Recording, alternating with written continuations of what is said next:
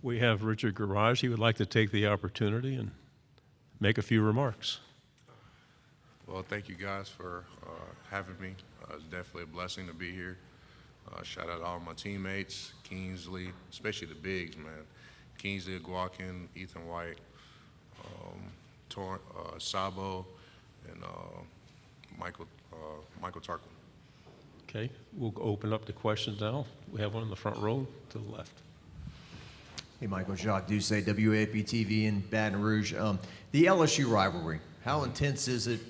It seems like LSU's got some other rivalries, but they talk about the Florida game as maybe being the most snippy. Oh, yeah, man, every year, that's probably the biggest game of the year, especially when we head to their town or when they head to our town. We just know it's going to be a dogfight for sure. Are those two of the loudest venues in the conference?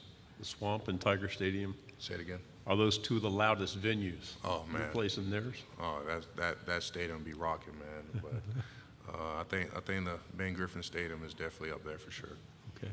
To your left here. Richard, describe the dynamic of having two offensive line coaches. You know, it's something Napier has brought in that's not necessarily around a whole lot, but now you have two coaches that you can rely on. Having those two offensive line coaches has been definitely phenomenal. Even for the rookies and even for the vets, just getting different point of views and how to increase your game and just getting different coaches has been great so far. Right here, the second row on the aisle. Anthony Patterson with the Atlanta Voice. In the Florida-Georgia rivalry, both teams always say that's the most physical game of the year. For you, who are your toughest opponents or most physical opponents that you can remember, and what do you remember about it? Every game is always tough. Being in the SEC, we're playing against the best guys in the country. That's why we play SEC ball. It's just preparing us for the next level and stuff like that. Go back on the front row here. Michael, your teammate says that Coach Napier isn't so much a shouter or a yeller, but you can see it in his face when he's serious. And you know, how would you describe him? Man, every time he's disappointed, it's like a disappointed dad a little bit. He's like, "Come on, man." I'm like, "All right, I know what I did wrong." So, having him on the team has been very phenomenal for the guys, and he's a great leader. We'll go over to the right side, fourth row. Ventrell also talked about how Coach Napier is making guys bring in pen and paper. Mm-hmm. Is that how has that process been for you, and kind of what other changes has he maybe brought to this team, being a first-year coach here? So Coach Napier always preached that we should always bring pen and paper because that's very important to write down. He says writing it down definitely. You can take in the process, you can take in the information, and always remember looking at that paper. He just always preaches just taking it day by day, really, and just keep getting each other better. Don't worry about the future, just keep getting better. That's his overall message. To the left side. Richard, as a unit, you guys got off to a great start last year. You pushed around Alabama, pushed around Tennessee the very next week, and kind of the wheels fell off. What's it going to take to be more consistent and take that next step? To be honest with you, it started January. We hold everybody accountable. We know our flaws from last year and our big mistakes. And this year we have a lot of veteran guys, and we know that we can't do the same thing we did last year to have a positive result this year. So we always just take initiative about having minor mistakes and being very critical on their assignments and stuff. You've started at two different positions on the line. Is it important to be able to start at more than one position as you're developing as a player? Oh, absolutely. It shows that I'm very versatile for sure. It helps my game, and I'm willing to do anything to help my team for sure. Do you have a preference, guard or tackle?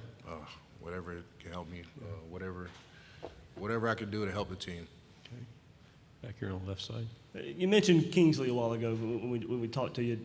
go in more depth about your relationship with him. It really seems like, he's really a friend and somebody you can rely on now. Oh yeah, that's like my little brother, man. That's the guy that he works his tail off. He earned his position for sure. He's gonna definitely make a big statement this year, and we just been getting after it and been pushing each other to be great. Right side, front row. Hey, what is the one game on Florida's schedule you can pick out and say, I'm the most excited about that one, and why? Every game is every game we're always trying to prove something. Last year we fell short, and every game we have to take it game by game for sure. So every game we take serious, like the national championship. Right here in the aisle, second row. What is it like to have Anthony Richardson at QB and leading the team? What stands out to him? Oh man, Anthony Richardson, he's very athletic. He's definitely a leader. I knew when he first came here, he was going to do great things for sure. He's just been doing everything right. Wherever coach asks, he do. I know he always stays after practice and watching film with Coach Napier, so it shows that he's taking initiative, being that leader and that quarterback starting role. What are your favorite things about the Swamp? Is it that the students are right behind the opposing team? Is it the heat that kind of wears people out too? I mean, what is it? Something about that heat, man. Does something to the other team. Having 12 guys on the field, including the fans. The fans are the 12th guy for sure. The stadium be packed. It just be loud, and I know the fans always want us to do great. Go ahead. Richard, you just mentioned the heat. Well, Utah's got to come in and face that heat game one. Oh, yeah. What are you looking for a big game to get everything started? Absolutely, it's going to be a hard-fought game for sure. Respect to that program. We just got to control what we control for sure. Take it one play at a time and execute our game plan. Go on the left side, fourth row. Yeah, I've heard it said tradition never graduates. Putting on that Gator jersey, I know that rivalry that you have with Georgia and Auburn over the years, LSU, you name it. Yeah. Everybody says this game's a big game, this one's not. What about try losing one in a place like Florida? It's big. What's it been like with Billy Napier coming in here? He's learned from Dabo, learned from Nick Saban and his father, that influence on them. He's brought a lot of new people in, but you're still representing the University of Florida. Off-season, strength and conditioning, all that. Who are some of the leaders that have stepped up with this new Gator culture? Are you saying from the coaches or the players? Players. From the players, myself, Jervon Dexter, you got Kingsley Aguakin, you got Anthony Richardson. The list goes on, man. The veteran guys definitely know the Gator standard, what to live by, and they've been doing a great job so far. Okay, we'll go ahead. Left side still. A new season always brings a new slate, and with Billy Napier as y'all's coach, he brings a new slate in too. Mm-hmm. How good is it to kind of have a fresh start with a head coach and a fresh start with a new season right on the horizon? Oh man, it's great because I truly believe that Coach Napier definitely have a plan. He'll never put us in a bad situation, and he's man. There's so much things I can say about Coach. He's definitely a player's coach. Definitely a player's coach. Do we have anything else? Thank you very much. Good job. Yes, sir. Rick. Yes, sir.